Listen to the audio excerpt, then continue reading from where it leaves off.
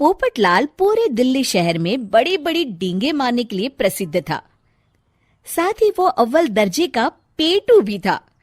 उसकी इस आदत के चलते कोई भी आदमी उसे अपने घर भोज पर नहीं बुलाता था। फिर एक दिन पोपटलाल अपनी बहन के घर जाता है, जो दूसरे शहर में रहती थी। अरे पोपटलाल, बड़े दिनों के बाद तुझे मेरी याद आई। माय डियर बहना, तू तो जानती है मैं अपने कारोबार में कितना व्यस्त रहता हूँ। हाँ, तेरी बात भी सही है। अब आया है तो कुछ दिन ठहर के जाना। अरे दीदी, ये भी कोई कहने की बात है। श्यामा देवी पोपटलाल को रहने के लिए एक कमरा दे देती है। अगली सुबह पोपटलाल जोर जोर से गरारे करना शुरू कर देता है। नकुल की पत्नी नींद से जाग जाती है और घबराकर अपने पति नकुल को जगाती है। अरे उठिए, लगता है हमारे घर में कोई जानवर घुस आया है।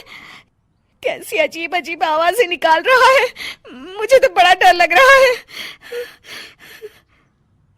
अरे कोई जानवर नहीं है भाग्यवान, पोपटलाल मामा जी हैं, अपना गला साफ कर रहे हैं।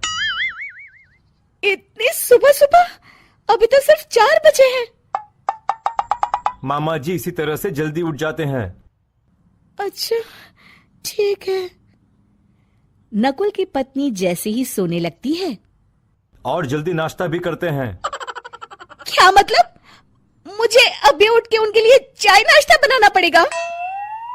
हाँ। अरे मर गई रे, अब मेरा क्या होगा? फिर थोड़ी देर के बाद नकुल की पत्नी मामा जी के लिए चाय नाश्ता बनाने में जुट जाती है। अरे भाई वाह, बड़ी अच्छी खुशबू आ रही है। बहू, जो भी बना रही हो फटाफट ले आओ, जोरों की भूख लगी है। हाँ मामा जी, अभी लाती हूँ। देखते ही देखते पोपटलाल सारा नाश्ता चट कर जाता है। बहू, कल से पराठे में देसी घी ज्यादा डालना, आज कुछ मजा नहीं आया। हे भगवान, इसका नाम तो पेटू लाल होना चाहिए था। पूरे 10 लोगों का नाश्ता अकेले हजम करने के बाद भी इन्हें मजा नहीं आया।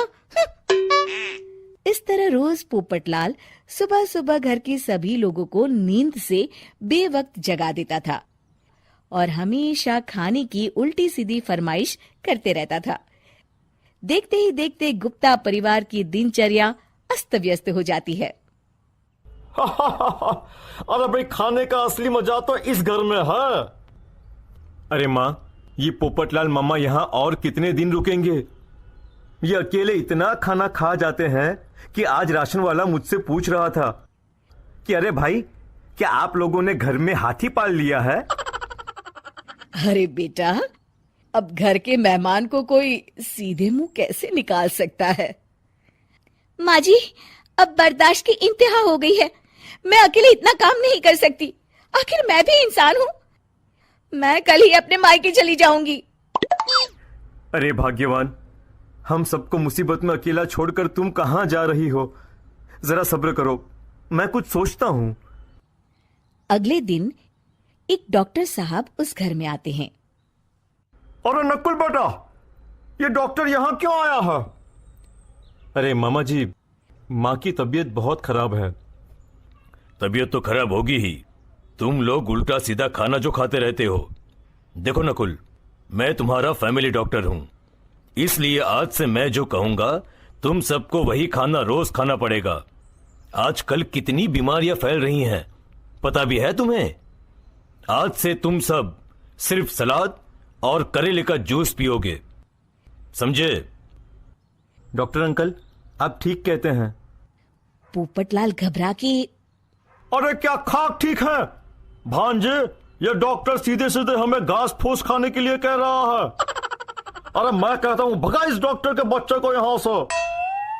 अरे मामा जी, डॉक्टर साहब ठीक ही तो कह रहे हैं।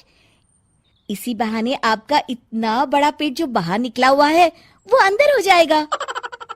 इस तरह गुप्ता परिवार रोज खाने में सिर्फ सलाद खाना शुरू कर देता है। बेचारे पोपटलाल का बुरा हाल हो जाता है। ये लीजिए मामा जी, ताजा ताजा करेले का जूस। अरे नहीं नहीं बहू, मैं मरने से पहले मरना नहीं चाहता। मुझे तुम लोग माफ करो।